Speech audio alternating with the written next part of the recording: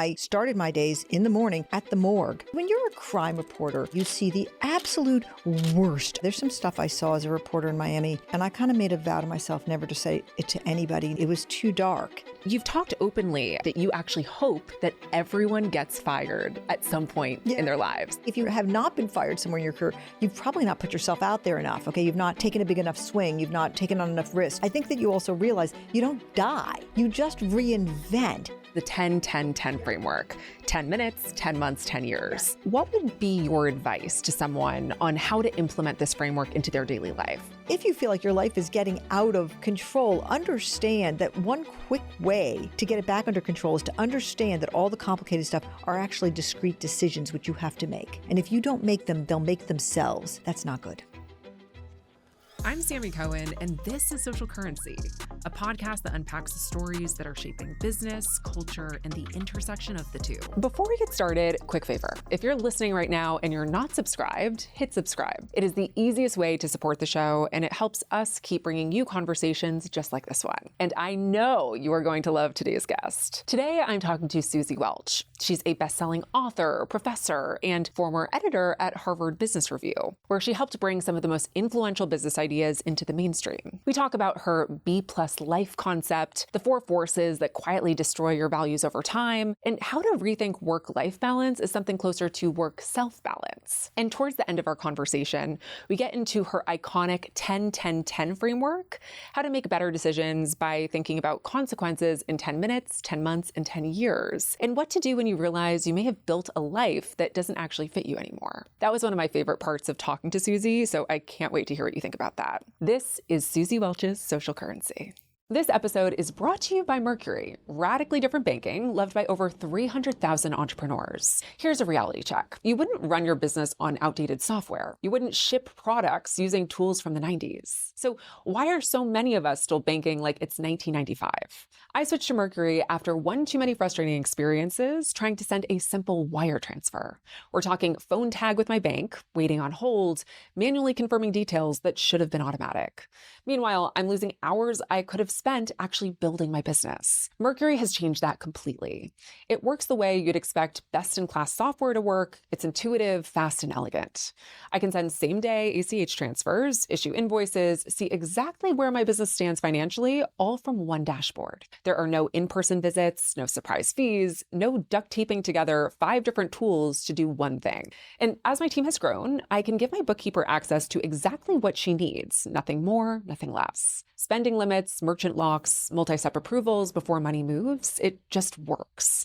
If you don't accept mediocre tools anywhere else in your work, why accept them for something as important as your money? Visit Mercury.com to learn more and apply online in minutes. Mercury is a fintech company, not an FDIC-insured bank. Banking services provided through Choice Financial Group and Column NA, members FDIC. Suzy Welch, welcome to Social Currency. I'm thrilled to be here. You are a double grad of Harvard because graduating once just wasn't hard enough for you. It was not enough.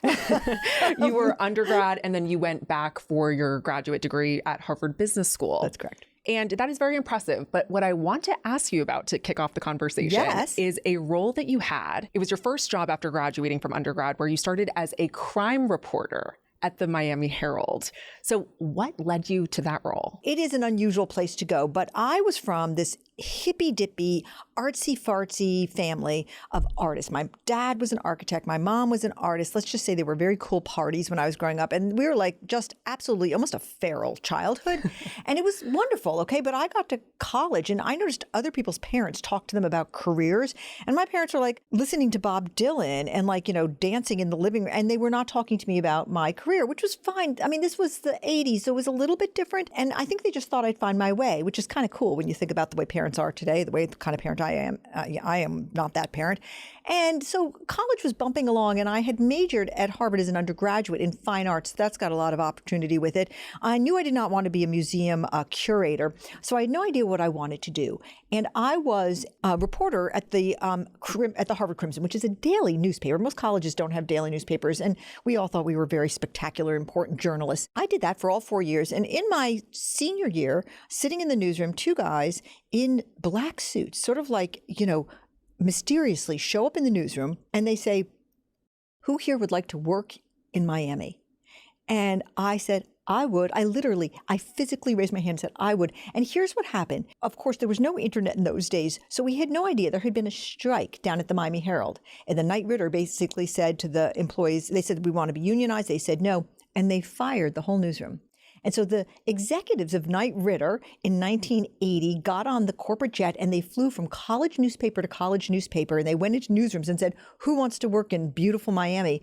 And they picked up random people like me. And then we showed up. So then I went out to Miami. I had my interview and I was like, why are they all being so nice? Well, they were being so nice because they had no other reporters. Okay. But we didn't know this. This was not being reported any place because, again, no internet, right? And so I showed up right after I graduated. I got on a plane. I flew down to Miami. I got a little tiny hovel of I was making like $18,000 a year. And I showed up in the Miami Herald newsroom and I was like, where are all the reporters? And there was just a bunch of college kids like myself. And what a spectacular ride. I mean, we were just thrown right into the front lines. Miami was on fire. There were 2 sets of riots. There was a gigantic boat lift. This was Miami Vice era. And the city was crazy. And I would go to work in a bulletproof vest, often with police escort. I would wake up in the morning, there'd be National Guard tags going down my street. This was a great time to be a young girl reporter in Miami. Wow. So that's how I ended up there. Very serendipitously.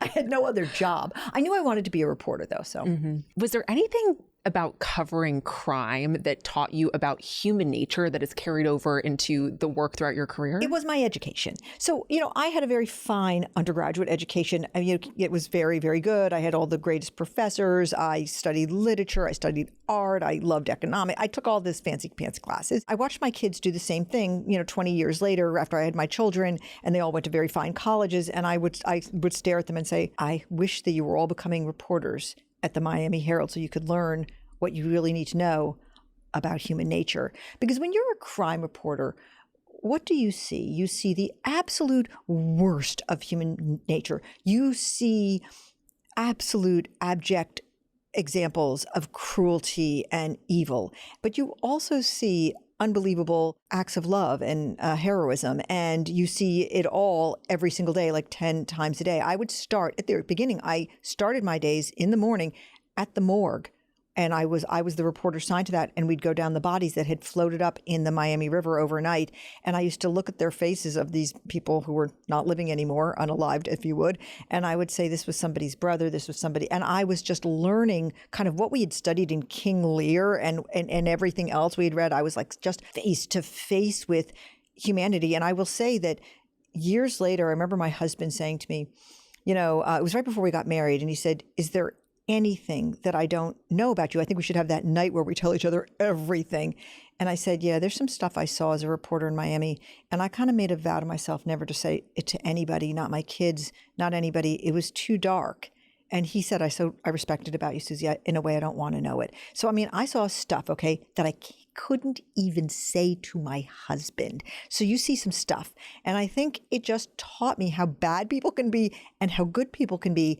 And that has helped me in literally every single thing I've done. And the fact that I've ended up as a person who helps other people figure out what to do with their life is so deeply rooted in the fact that I have seen, by this crazy kind of accident showing up in Miami, that I've seen the variety of lives people can live. But also it taught me a lot about self-determination and the importance of writing our own narrative. So you clearly saw a lot. After that, you said that you were serendipitously reassigned to the business beat. That's right. Which is quite different from crime, but I would say there's also probably a good amount of overlap between crime and business. Not that I could see. I mean, I didn't want to do it. I loved covering crime. And my boss called me and he said to me, what do you know about business? I said, absolutely nothing. And I actually pointed out the window. See all those buildings out there, all those skyscrapers? I said, I have no idea what goes on in them. None. And I don't want to know, because I was good at crime reporting. I was good at it. I had a lot of sources who were cops. I really got it, okay? And he said, well, it's too bad, Suzy, because you're the warm body that's available and you're going to have to cover business. And he said, you can't not know anything about business. He said, come on, what's debt? And I said, well, I know what debt is. I'm in debt. I said, and he said, okay, fine. Then what's equity? And I said, that I will have to get back to you on. I had no idea what equity was. They signed me to cover business. And there's a scene in Harry Potter, which I was forced to read to my children over and over and over again, where he crosses over on a train platform to a totally different universe. that is what it was like for me. I like stepped over to another universe and I was like, wait, who are all these shiny, happy people who are not killing each other? Who are all these shiny, happy people who are building things? And I will tell you, maybe I had been a crime reporter for too long, but I mean, I fell madly in love with it. I was like, whoa, whoa, whoa. This is a beautiful place. I mean, I had no idea, coming from a family of artists, ending up as a crime reporter, that there was this whole other universe of people building companies. Yeah. And then when I got there, I was like, I've been deceived. Nobody told me. What is this place? It was just an unbelievable wake-up call. With a lot of your work that you're doing today and what I would imagine was cemented for you in the earliest stages of your career on the crime side, my favorite part of business, and I would imagine you probably feel similarly, is the psychology element and following the story behind business. Yes, understanding the terms, but there's also people at the end of the day who business is just stories. Yeah. It's just a game. It's just stories. It's the most dramatic story ever told, or the story of businesses. I think you're so right. I mean, I loved the story. I immediately understood business as stories. But what I actually liked the most was there was hope in business. I mean, you cover crime long enough and you're just surrounded by people who are like, evil has won, okay? And that's not my natural proclivity. And when I got over to business, there were people who were like hiring and building companies and thinking ideas were cool. And I think that how exciting to be with the people who had hope for the future. That, I mean, for me, almost it was a divide. I had been in the valley of death in a way, and I was then freed to get out of it. And look, I still, many of my friends who I was crime reporters with, I'm still friends with. They stayed and they do incredibly important work. I couldn't stay there. And the minute I understood there was an alternative, I fled. And was it that jump to work on the business side what inspired you to go get your MBA from Harvard? I had to go get it because I knew nothing about business. I mean, like after 1 month, I was like, well, I'm going to fail. And I never, I've been a very good girl. I'd always been a good student and I'd never failed at anything in my life. And I thought, I don't understand a freaking word anyone's saying. I'd be at press conferences and I would turn to like the reporter next to me and I would say like, do you understand this? Can you explain it to me later? And I would like take copious notes and then there was no internet, all right? I'd go back to the office and I'd look up terms in dictionaries. Wow. Or I would call somebody that I knew had gone into business and they would say like, there's not enough hours in the day to explain that to you, Suzy. And so I thought, well, I'm screwed. I like business and I want to keep covering it. I have to learn what business is. There was like no book called Business for Dummies, all right? And so I lived in Boston at that time. I had left Miami. I'd followed a guy and I moved to Boston. And I thought, okay, I think I'll apply to business school. Harvard Business School is nearby. And I applied. And I got in. I mean, still remains one of the great mysteries of humankind. I mean, on the application, they asked, describe an ethical dilemma and how you solved it. Most people were like, I noticed that a colleague was stealing paper clips from the supply closet. And I wrote like, a kid in high school, it confessed to me that he'd killed 3 people. I mean, they saw my maybe authentic desire to learn. I am the only person in the history of humankind who went to Harvard Business School to learn business. Everybody else goes to get a better job or network. And I went because I did not know business. Yeah. So that is why I went. I went truly to learn business. Yes. You've talked openly about how you've personally been fired and how it's tested you. And this is something I found really interesting, that you actually hope that everyone gets fired at some point in their lives. I say this to my students. They don't like it very much. I'm a professor at NYU, so I will often say, who's been fired? I hope you get fired soon. I mean, look, I don't want anybody to be fired when they have no safety net. I get it. When I was fired, I was devastated. I felt ashamed. But I had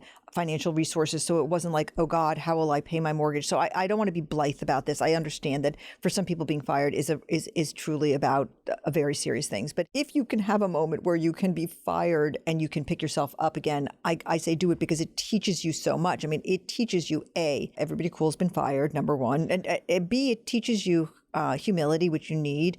But it also forces you to say, am I doing the thing I should have been doing? And I would say if you have not been fired somewhere in your career, you've probably not put yourself out there enough. Okay, you've not taken a big enough swing. You've not taken on enough risk. You've not stated your opinions clearly enough. You've not taken a stand. I think that you also realize you don't die. Yeah. You don't die. You just reinvent. And once you've reinvented yourself once, then you sort of start to dig it. Then you start to say like, I can keep doing this. It's not scary anymore. I mean, I love sitting around now, at my stage of my career, whenever I go to dinner party or a wedding or whatever, we all sit around talking about all the times we've been fired. And you have so much sort of love and affection for, I know this sounds crazy. If you've not been fired and you are fearing it right now, I probably sound like I'm crazy, but you do, once you've survived it, it changes you into a bolder, more confident, and actually so much more likable person. I became so much more likable after I was fired because I got off my high horse. Hearing you say all that, I'm like, damn it, I wish I've been fired. At least once, you know? You live. I mean, I just watched one of my kids go through it. And I had been saying to him for months, I have 4 kids and he's the oldest, and I'd been saying to him for months, I think they're going to let you go. I think you're going to, because they'd said everybody come back into the office, and he and his wife made the decision he was going to try to stay remote. And I said, they're coming for you. And they let him go. And I said to him the same thing I say to everybody when they've been fired: this is the best day of your life. I think that if we picked up the phone and called him right now, he's been wonderfully rehired. He's in the right job for himself at last. He would say, yeah, that was the best thing that ever happened to me. Didn't feel like it at the time. He was deeply ashamed. He was scared. And he actually said to me, you kept on telling me this was going to happen. I said, yeah, you didn't listen, but here it is. I mean, he hustled to get his next job. It was fantastic. This episode is brought to you by Mercury, radically different banking, now available for personal accounts. So if you've been listening for a while, you know that I use Mercury for my business banking. It's fast, it's intuitive, it works the way that modern software should. No phone calls, no waiting on hold, no clunky interfaces that feel like they were built in 2003. And I always thought, why can't my personal banking work like this too?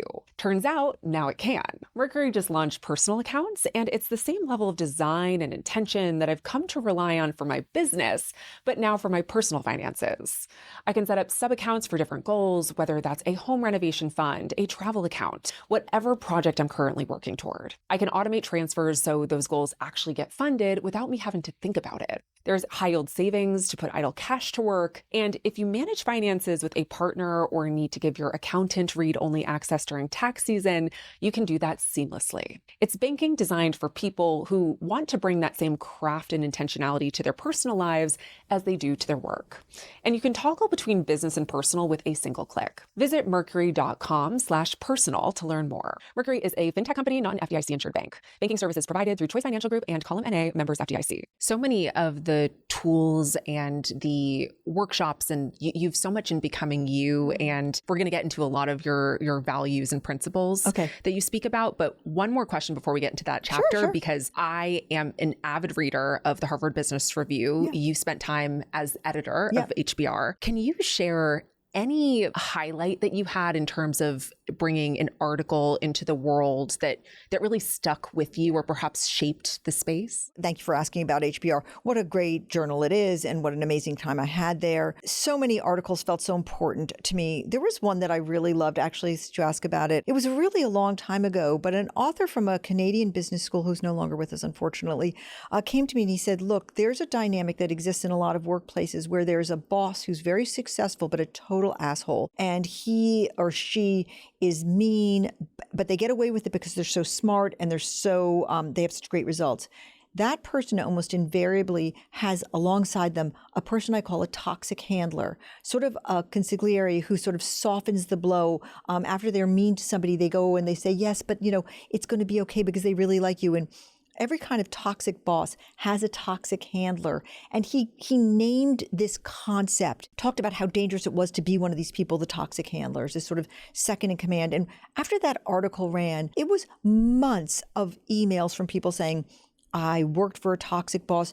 I was the toxic handler. It destroyed me. I mean, and just the naming of a dynamic that's so common in workplaces, I felt a great deal of joy to have been involved with running an article. And there were many others, but this one really comes to mind because I still to this day hear somebody refer to the term toxic handler. They'll say, oh yeah, she was great, but she was so-and-so's toxic handler for 15 years. And I'll think, oh wow, the ability to talk about it helped a lot of people. Yeah, it's almost like the good cop, bad cop, a little bit. And how dangerous it is to be the good cop. Yeah. That it takes its psychic toll on you to be cleaning up the toxic debris of somebody that you work for. Yeah. So a lot of the work that you do today is focused on values. And after your husband, Jack, passed away in 2020, you had said that you completely let go of your values around work and achievement at that time. How did you fight to reclaim those values after that type of loss? Grief is grief. I should have been prepared for Jack's death. He had been sick for a long time, and he wanted to talk to me a lot about what I was going to do with my life after. And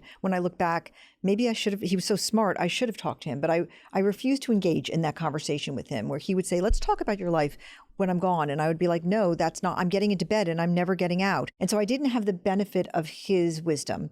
But he had left me with very strong advice saying, I want you to go get your life back. You gave up your life for me to take care of me for all these years because he was sick for quite some time. And I want you to go get it back. And I didn't process it until about a year after he died. The world, it was during the pandemic and the world was starting to come back to life. And we had all been living in the countryside and my kids started to go back to work. And then I was left in the countryside walking my dogs all day. I very fortunately got called by the Today Show where I had worked for many years to come back and do an appearance. And as soon as I walked back into the studio and I heard the music and I saw Hoda and I felt the energy of working again, I was like, oh yeah, work is the answer. I could not take another day at my pity party. And I mean, I'm still in my pity party because that's what happens when you lose someone you love. You are sort of in a permanent pity party because forever is a long time. I had to make a decision. And the decision was I chose life. And I had a lot of people who depended on me. I loved life and I knew what Jack would have wanted. And so there's nothing complicated than that. I made a decision to come back. And it didn't mean in many ways, each year it gets harder. It doesn't get easier because you miss them more and more. It's like people say it fades. I don't know what they're talking about. I mean, it's hard, but you either dwell there or you say, I'm going to live. And I made the decision to live. So much of what you talk today, whether that's becoming you or your multiple frameworks, values bridge, when did the inception of those ideas start? Was it during that time period? I would say that the Becoming You methodology, which is sort of the absolute sort of foundation of my work, probably started 20 years ago because my expertise as a writer and as an editor and as a commentator, and when I worked for the Oprah magazine, I wrote about careers. When I started covering business as a business journalist after business school, I wrote about everything. I wrote about the markets and in businesses and governance and so forth, change management. But really, I gravitated towards careers. I was fascinated about how people became what they became. And that's the majority of what I wrote and thought about. And then when I was at CNBC, I had a job called Suzy Welch, Fix My Career.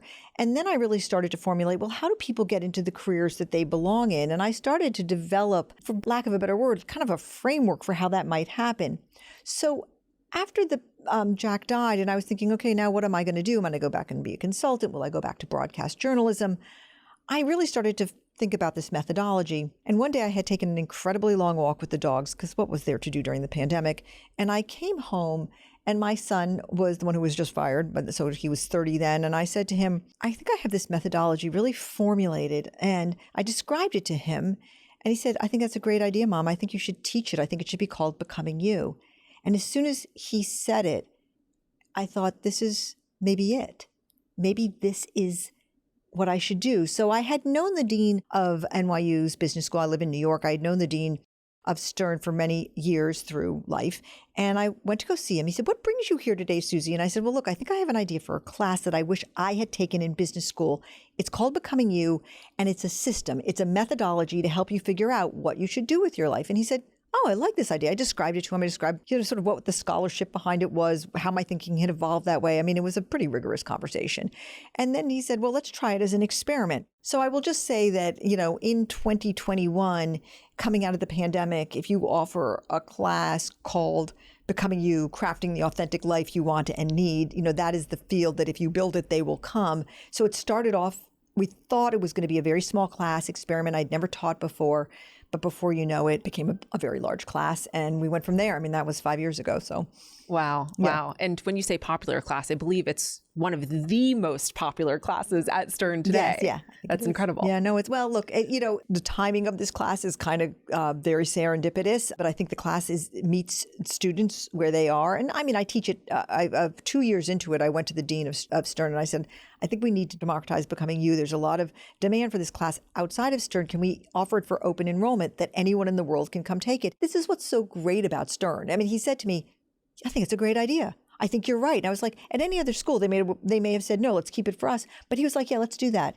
And so people come from around the world to take it. And that's really, really fun. I actually teach it to more people outside of Stern than inside of Stern because I do this 3-day intensive where people come and I like jam the whole methodology down their throats in 3 days because most people can't spare more than 3 days. And so it's been an incredible a ride for the past 5 years, just getting it out there. It's so thrilling. I also want to just pause and take a look at where we are in the world today. Yeah. Because so much of discourse around the future of work is around where AI is going. Will it take my job? Yeah. Is it going to transform an industry faster than I can keep up with it? Or make the industry completely go away. Yeah. Right. So I'd imagine you said that you've been teaching at Stern for 5 years and beyond that, there's open enrollment for Becoming You. Can you speak to some of the changes that you've seen over just the students who are coming in? Radical change. Even during the pandemic, people were more hopeful. Like they thought maybe the conveyor belts still existed. Like if you got on a certain conveyor belt, it would take you kind of where you wanted to go. And there was sort of a tech conveyor belt. There was a consulting conveyor belt. There was a banking conveyor belt. There was a, whatever.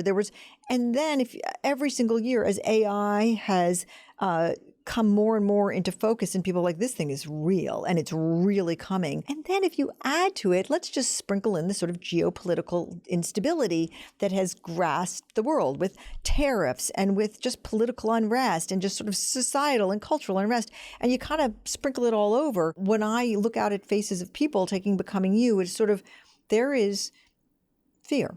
I mean, there is genuine, there's a lot less sort of like humor and mirth. I mean, people are like, help. What do I do? Like the stuff I think I love might go away completely. That sort of beautiful 3 to 4 years out of, say, for instance, business school, where I thought I was going to pay back all my loans, those jobs are going away. Even people in the open enrollment, we get tons of people in their 30s and 40s who are like, they're dropping like flies around me. I have got to figure out what's next for me because I think my job is about to be automated. And so there's definitely this sense of urgency that just gets more and more heightened. The promise of the methodology is it's going to deliver to you your purpose, like what you should do with your life. And when I started teaching, we finished the methodology and people would have their purpose, one purpose. But last year, I said to my team, this is not realistic. The world is changing too much. We need to send people out with 3 alternatives. Because what if we give them their purpose at the end of the process and then that industry evaporates overnight or it just goes, or it gets cut in half. And so we changed it. We changed the methodology. We changed some of the technology we're working with so that you walk out with 3 what we call integrated pathways that blend your values, your aptitudes, and your interests. And we say, look, here's 3 tickets to your purpose. Choose which one you want. Do them sequentially. That's how much is kind of blowing up, is that I can't give people with the methodology one purpose and feel good about it. It's like, let's be real here. Let's give 3. And who knows, in 2 years, we may be sending people out of the methodology with 5 or 10, because that's the way the world is. You need optionality. Yeah, it does feel like the strongest elements or systems that someone should have today is adaptability. LinkedIn would tell you that they will not tell you more than this, but they'll basically say when they watch what companies are scraping resumes for, it's for evidence of adaptability. Now, what the companies and LinkedIn won't tell you is how do they scrape for it? Like, what should I put on my LinkedIn profile to show it? I mean, that's like proprietary data. But Dan Roth, the editor of LinkedIn, will say, we know they're scraping for evidence of adaptability. So that is what you have to have. Your company also has a ton of research and data because you've been running this for a while. What I found really interesting and what I want to talk about is your research shows that only 7% of Americans are sure of what their values are. Yeah. And most of them confuse values with virtues. That's right. So let's just clear it up. Yes. What is the fastest way to tell the difference? Look, there's no place in your life where you are taught what a value is, or or maybe you learn what a virtue is in some kind of religious education. But like, we talk about values and virtues constantly in this culture and in this society, and we're told that values are incredibly important. But you can go to high school and you can learn like the volume of a cylinder and the kings of Mesopotamia, but you will never be taught what an actual value is or what yours are. As soon as I became a full professor and I had the full research apparatus of NYU behind me, I was like, they couldn't get rid of me, and I was like, let's get some real data here, because my sense from all the work I've done is nobody knows what values are or what their own, and I was 100% confirmed that. And one of the reasons I created the Values Bridge, which is the assessment tool we use in Becoming You, was because there was no tool that actually tested values. So let's clear it up. Virtues are social constructs that everybody agrees are good, okay? And virtues are why society and culture has existed for thousands and thousands of years. Virtues are things like decency, fairness, honesty, respect, and kindness. And frankly, they really shouldn't be choices. You know, if you don't have them, I don't want to know you. Nobody good sits around debating whether or not kindness is right or wrong or how much of it you should have. Everyone agrees you should be kind. And if you're not kind, you suck, okay? Those are the virtues. And my esteemed, unbelievable colleague, John Haidt at NYU, he's an expert in virtues. I do not deal in virtues. I think they're great. I think they're a ticket to the game. My area of, I went back and got my PhD in this. I cared about it so much. My area is values. Values are choices about how we show up in this world, how we work, how we play, how we love, how we interact. And there are 16 human values. 16. People usually talk about two of them, family and work, okay? But there's 16 values, and they all exist in a continuum. And what you need to know, you and I both have the same 16 values, but we have a different DNA profile, if you will, like what your ranking is from 1 to 16 and how, that's what's different about us. And then there's also, okay, you may have values, but you may not actually be living them.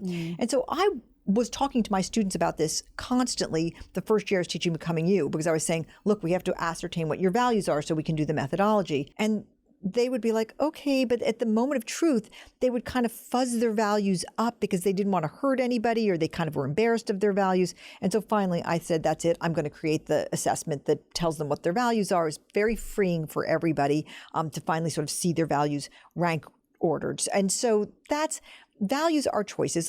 Just as a quick example, let's take the value of scope. Scope is how big and exciting and adventurous and frenetic a life you want. And on the value of scope, you can have very high scope. I want to have the most interesting life ever lived. I want to go into Studio 54 on a white stallion. I want an exciting, I'll take the chaos.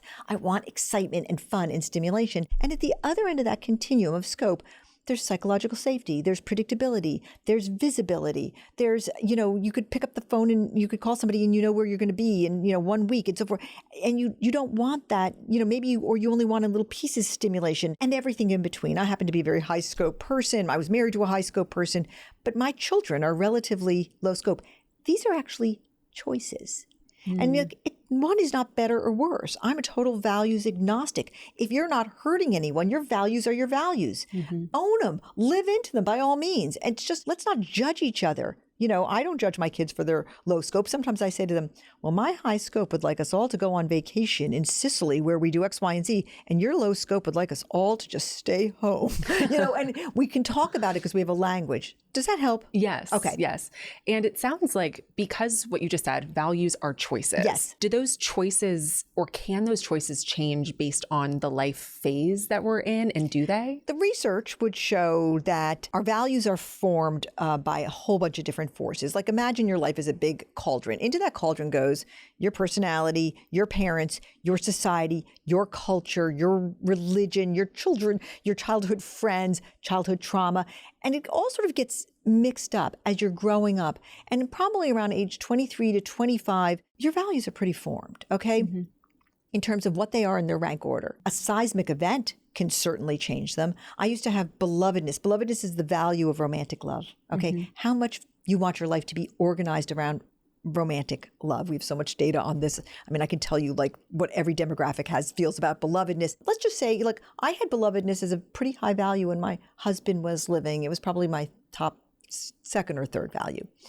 But after he died, my value of belovedness dropped to 16. I don't organize my life around it anymore, and I don't desire to. So a seismic event can reorder our values, but in general, I would say from all the research and everything I've studied and all the data I've seen, your values are pretty stable. What changes is your expression of them, how much you're living them or not. The value of family has become a bit of a hot topic on social media, everywhere, in literature, because, well, for many reasons. One of them is the birth rate in America and a lot of Western countries is dropping quite a bit. What you've found in the Value Bridge data is that only 11% of Americans rank family as their top value. Even among the wealthy and married, it's only 15%. What would you say to someone who's shocked by their own results? And what are your thoughts on just those stats to begin with? Let's talk about this value. The value is family centrism. And the way the test takes a look at it is it basically tries to find out, and using all sorts of psychometric devices, how much you want to organize your life around your family so that when you're making decisions about career or vacation or anything, family is the organizing principle in your head. And for some people, but not a huge number of people, it's the number one value. And so only 11% have it as their absolute top value, number one. 40% of the population has it in their top 5. So it's not quite as dire as that. But still, given the fact that people talk about how much family matters and how many people would tell you family is their number one value, the numbers are actually would not. I mean, self-care as a value, which we call eudaimonia, so people's heads won't explode. That's the Greek word for flourishing. But self-care is a much higher value for Americans. 60% of Americans, 60% have self-care as one of their top 5 values. I do not know why we would judge people about how much they want to organize their lives around their families. Why should I judge a Buddhist monk who does not desire to have a family, but devotes his life to helping the poor and meditation, and he doesn't desire family, and so family centrism is number 16 for him? I don't care. He's not hurting anybody. He's probably helping people. I think that this is just so politicized. I love my children desperately. I used to say to my kids, I wouldn't give you one of my kidneys. I'd give you both of them. Okay. I love my kids. Family centrism is number 7 for me. I love them, but I organize my life around my other values. Of course I considered my kids, and when they needed me, I was always there. I have 4 adult children who would literally, if we picked up the phone and called them now, each one of them would say, my mother is my best friend. So the fact that I had family centrism at number 7 somehow didn't seem to damage anything. They knew about my love. I was there when I needed to be there, but I did not give my whole life to them. Now, they've made different choices about family centrism themselves. Choices. I don't want to judge them. Why would I? If they're not hurting anyone, their kids are spectacular, why would I? Yeah. But people get all up in their grill. And you know who really does it? Working mothers and stay-at-home mothers. Constantly judging each other, talking about each other behind each other's backs, making judgment calls like, oh, well, she's going to screw up her kids so badly. She's at work all the time. Really? I'd like to see the data, which does not exist, by the way, of how much you work being related to how your kids turn out. I mean, that data does not exist. No linear connection. Yeah, I'm waiting for that data. Right, I know. Yeah, keep on waiting because it's never coming. Do you think that this is a cultural shift in this rise of eudaimonia, or do you think that we now finally have the tools to measure it? I would give anything to have the Values Bridge data from before the pandemic. I mean, I don't. The Values Bridge became available publicly. Anyone can take it now. That happened in May of last year. And so, and a lot of people have taken it. Hundreds of thousands of people have taken it at this point. So the data is really interesting to look at. But we do not have the Values Bridge from days gone by. I think something happened during the pandemic to people's feeling like eudaimonia, self-care, is a lot about how much you want to postpone joy. And I think something happened during the pandemic where people are like, I don't want to postpone joy. Who knows what could happen? The bottom could fall out. And maybe with this political instability, people feel the same way. It's not a high value of mine, so I'm always very curious. I'm like an archaeologist when I meet somebody who has high eudaimonia. It's like, tell me about it. Where does that come from? Definitely there has to be some kind of cultural aspect to why so many people have it as a top value. You also talk about something that you call the B+ life. So this is a job that sort of meets our needs and gives us some degree of doing well. And you say that people can hover there for a long time. What is the moment that usually jolts someone out of that B+ life and kind of forces them to take a next step? Sometimes it's just hearing the term B+ life. It's dangerous to have a B+ life because you can hang out in it for a really long time because you think this is good enough. I call it the velvet coffin. It's comfy, but the lid is slowly closing. And you start to think like, what makes me think I could have an A+ life? What makes me even think that's available to anybody? Who even has that? And so you settle. Okay. And then sometimes you have a midlife crisis and you blow it all up. Or sometimes you're like 65 and you think, well, the clock's not ticking backwards. I'm going to do everything I want to do now. That's a long time to wait. And so I think it's very easy. Many of us fall into it because we think it's not for us, that A+ life. And that maybe nobody has it. For some people, B+ is good enough. It's fine. They don't want more, or frankly, their life is tough, has been so tough and has so many challenges that B+ is okay. And by the way, the person grading the life is you, okay? It's not anybody grading your life. Like, I don't grade it. Why would we grade anyone's life? But it's that feeling that we give ourselves about, is it enough for me? Mm-hmm. And so I think that the moment sometimes is hearing the term, but other times the B+ kind of shifts down into a B, and then there's an occasional C week, and then it comes back up to B+. And it's enough of the C's that kind of makes you sort of say, it's not sustainable. I don't want to live like this. Mm-hmm. How often does someone completely blow up their life after taking one of your courses? All the time. I mean, I think people come to have their lives blown up. There's a range of kind of responses to the Becoming You methodology. One is tweaks. Okay. People will just say, okay, now I have an actual answer for what's bugging me. Actually, there's a little bit of, I finally got it. I'm not living my value of beholderism, or I'm overexpressing the value of achievement, and they come up with the kind of diagnostic and they tweak. And I see that maybe 50% of the time. Other people show up in the methodology or find out about it and do it themselves on their own, or whatever, all the different ways you can do it. And they're coming because they know they have to blow it up. Something is so wrong. And so there's a little bit of selection bias because people find the methodology when they're ready to blow things up. But I see it all the time. I see it with my students, but I see it even more when I do it in open enrollment, because students are a little bit on a conveyor belt. They're graduating from business school. They're going to try to go to Goldman Sachs, or they're going to try to go to JP Morgan or whatever. In the open enrollment, the numbers are much higher because people are coming saying, all right, I'm here. I'm ready. Let's do this. And something else that you talk about, or that you've created, is this idea of the 4 horsemen of values destruction. So can you explain a bit about what that is? I codified it because there's so much scholarly research about the stuff that kills our values. Like, that Beastie Boys song, you got to fight for your right to party. You got to fight for your right to live your values. I mean, the story of like every movie, every rock and roll song, every novel ever written is people not living their values when you think about it, like not being who they truly are. So in general, I group the dynamics that stop you from living your true self into these 4, I call them the 4 horsemen of values destruction. They all start with E, right? Because I'm a teacher, I'm a professor. And so I gave them all E's for the youth. So the first one is expectations. And this is just, I can't do that. My parents would never accept it. Or, there's we have expectations around what society expects out of people like us. People like me don't do X, Y, and Z. I mean, I had a student who went through the Becoming You methodology, and it kept on telling her she should be a Zumba teacher. And she was like, no, this can't be. And I was like, she kept saying, why does it keep giving me this answer? How does it know I love Zumba so much? And I was like, well, there are 13 tests in this process. Somewhere along the way, you're telling it you love Zumba, right? And I finally said to her, why can't you do it? The result keeps coming out the same. And she said, I can't do that. I'm an MBA. And this is expectations. This is just if you get a certain degree, if you've gone to college, you can't do this. If you come from this kind of family, you can't do that. But often we have expectations of ourselves, all right? I need to make this much money, or I need to look this way to my high school friends. So there's expectations, massive, our culture, our society, our parents, ourselves. The second horseman is expedience, because we like to take the path of least resistance because life is really hard anyway. It's just hard. Life is, it's hard. And then if we do live our values, sometimes it involves having a really hard conversation with someone we love, like a partner. And so we will fall to the path of least resistance. I mean, I had a client one time back when I was taking private clients, and she was miserable. And when we looked at her values, she had as her number one value, this value I mentioned earlier of scope. She wanted a big, exciting, full, unexpected life. And somewhere along the way, she had kids. And somewhere along the way, she thought, it's just so damn hard to have kids in the city. Literally, she said these words, it's very hard to bring the groceries from the car into the house in the city. They moved to the suburbs. And her entire value of scope evaporated overnight. There were no museums for her to go to. Her social life was gone. All of these things that gave her life that texture of high scope were gone.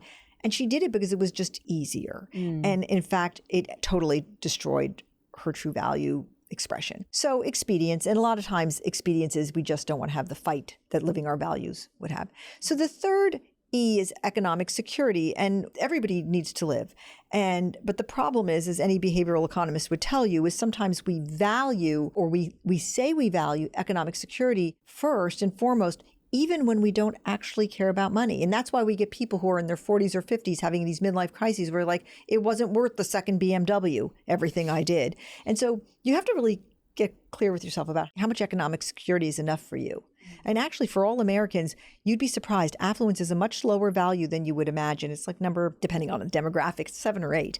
And yet, a lot of people make decisions. They'll buy a house, they'll take a job, they'll marry somebody based on economic reasons.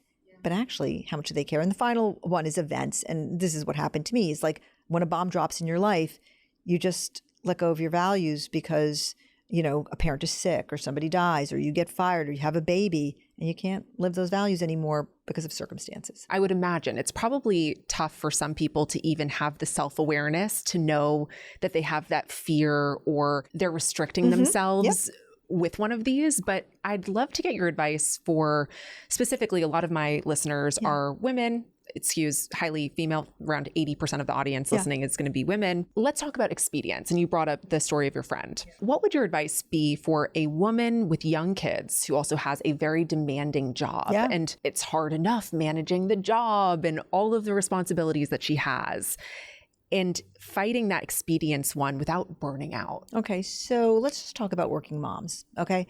I was one of those for my whole life. I never one day stayed home. I mean, but look, you know, I'm of the age that when I had my kids, maternity leave was 2 weeks. 2 weeks. 2 weeks. I took it. I was working at Bain when I had my 4th child. We had a case team meeting in the hospital. Okay, I wasn't even out of the hospital. My whole case team came in.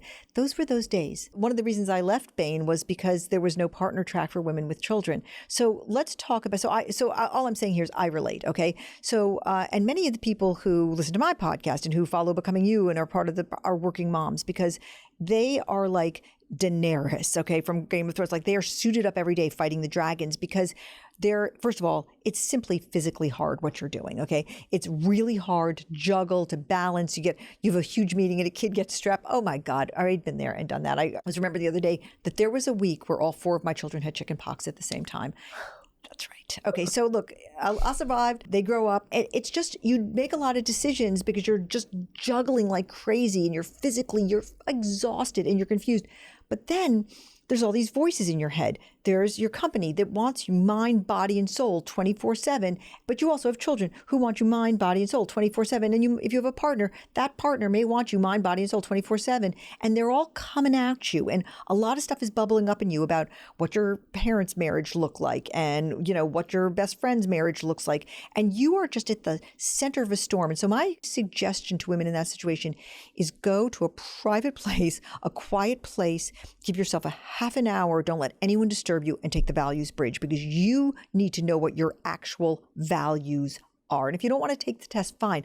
At least sit there and try to figure out your own values ranked 1 to 16, because people will be telling you what your values should be, and you cannot hear your own voice. You need to hear the voice in your own head. You need to know, actually, is family centrism your number one value and you're working full time? Is that actually sustainable? Or maybe family centrism is number 11 for you and people are telling you it should be number 2, and that's what's giving you pain. But I think the first thing is a reckoning. Is you've got to understand who you really are standing still, because you're running all the time. Just stop, stand still. Do the hard work. I mean, it's only 22 minutes, the test, if you do it, the test, but do the work of figuring out who you are standing still so that you can then advocate for yourself. And if you have conflicts, which you will, okay, you may find out that you have achievement number 1 and family centrism number 2. Then you have a language to say to the people around you, hey, I have 2 top values which are completely in conflict. I'm going to be litigating them every day. Help me out, will you? Because you're being told what to do and what to say. And then you find yourself at work acting like achievement's your top value. Then you go home and you act like family centrism is your top value. I just totally enlisted my children in the fight with me. And I told them what my values were. And I said, I'm going to help you live your values. Help me live mine. And they said, okay, deal. So just speaking directly to working moms, first of all, they go away. Children, they grow up, and then one day they don't care if you're there every minute. And it's really a glorious turn of events. And you can become very close friends with them.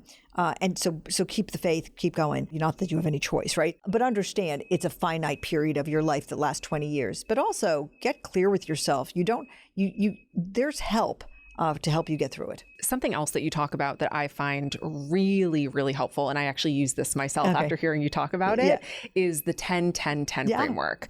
10 minutes, 10 months, 10 years. Yes. What would be your advice to someone on how to implement this framework into their daily life? Okay, so 10-10-10 is a decision-making methodology that I invented in 1995 in a moment of extreme desperation. It's unbelievable to me. I mean, I ended up writing a book about it and so forth. It's unbelievable to me. It is now taught at Harvard University. It's taught all around the world. It's in 15 books about decision-making. Believe me, when I invented it, which was at like the darkest moment of my parenting, when I was everything, my life was a total and complete show, and I was desperate and I needed a decision-making framework. I made it up. And basically what it said is everything's a decision. Every time you're faced with a decision, just stop yourself. Get very, very exhaustive about what are all the options. And then catalog, for lack of a word, the impact of those decisions in 10 minutes, the immediate future, 10 months, the foreseeable future, and 10 years, the life you want to create. All right. And then compare all that data to your values. And it's a process. Okay. It's systems thinking again, just like Becoming You is. And now actually we've taken 10-10-10 and we've made it a part of the whole Becoming You methodology. My advice is you have to know your values to do it. Okay. So right there, get clear on those. And then if you feel like your life is getting out of control, understand that one quick way to get it back under control is to understand that all the complicated stuff are actually discrete decisions which you have to make. And if you don't make them, they'll make themselves. That's not good.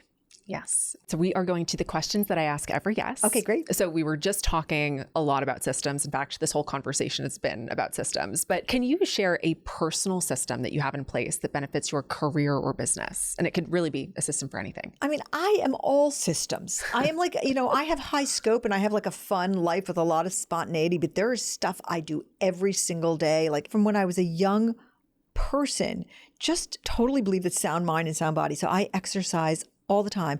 I'm here traveling in LA. I got up, I found the closest equinox, and I went and I worked out this morning. It's a huge part of my life. I don't know, it keeps me centered. It's a discipline, and I believe in discipline. And just to be super personal and just to be very honest, is like a huge part of my life is prayer. I pray every single day. I get into a quiet place. I think about the world. I kind of name the places where it's hurting the most. I throw up my prayers. I go to church every week. And so I think maybe it's a system, maybe it's not, but it is a system.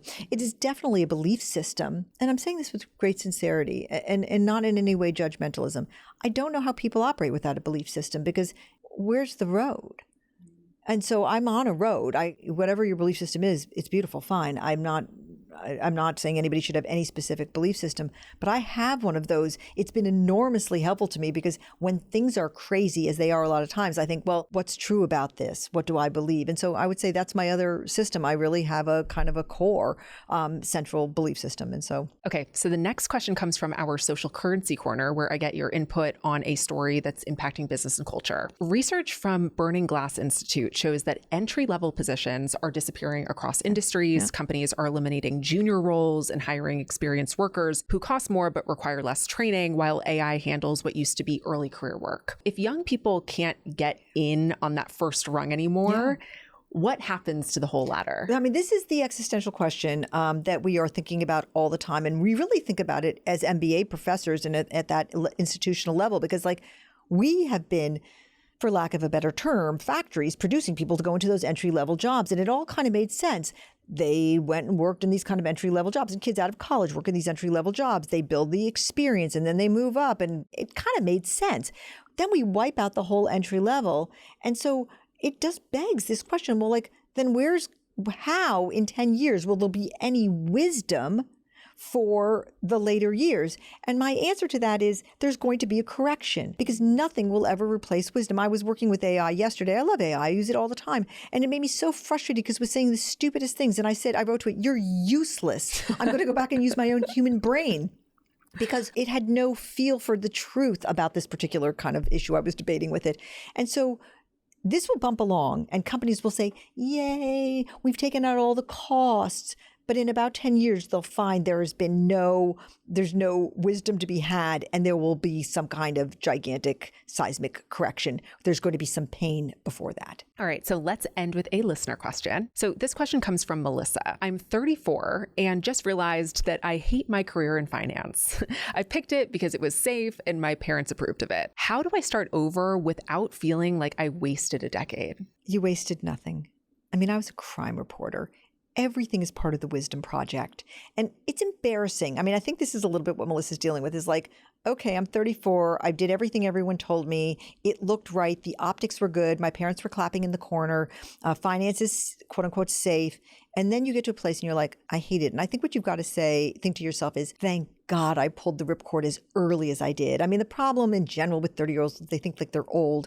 And I'm here to tell you that you're not at all old and that you've got maybe 40 more years of work ahead of you. And you'll look back and you'll tell great stories about finance. And, you may be doing something really cool next. Like maybe you'll become an art therapist or whatever you really were born to do. And my daughter's an art therapist. That's why I pulled that one out of the sky. And then you'll think, you know what I learned in finance? I learned, that art therapy is a business too, or I learned whatever. And you know what? Even if you learned nothing, you made relationships and you discovered who you were. It's all part of the process. There is no linear career. I just think you should just hug yourself for having the courage to admit that at 34, you're going to start again.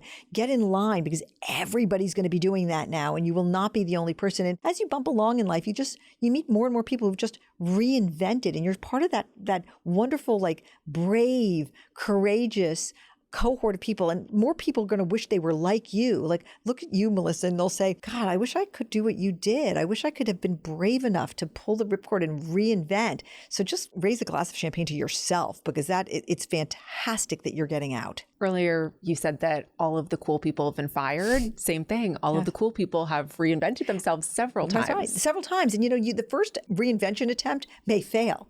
Like you'll go out and you'll say, I know it. I should be a social worker because finance sucked the soul out of me. And then you'll go be a social worker and you say, wait a minute, social work is not it either. So what? Yeah. Keep going. Suzy, thank you so much for coming in today. This has been such an insightful conversation, but for me personally, this means the world to have you here because I'm just such a fan of you and the work that you do. Feeling is so mutual. Congratulations to you for everything that you have built and all the good you do. Thank you for listening to today's episode of Social Currency. Before you go, take a second to subscribe to the show wherever you're listening so you never miss an episode. And if you liked what you heard today, please rate and review the podcast. It massively helps the work I do to bring this show to life. And if you have a friend who is as obsessed with business and culture as you are, send this episode to them because sharing the show is one of the best ways to support it. And if you want to keep up with the hottest business lore in real time, follow me on Instagram at Sammi Cohen Talks and subscribe to my newsletter, Social Currency, linked in the show notes. Social Currency is a production of Social Currency Media and Money News Network. The podcast is hosted and executive produced by me, Sammi Cohen, and produced by the Money News Network team. See you next time.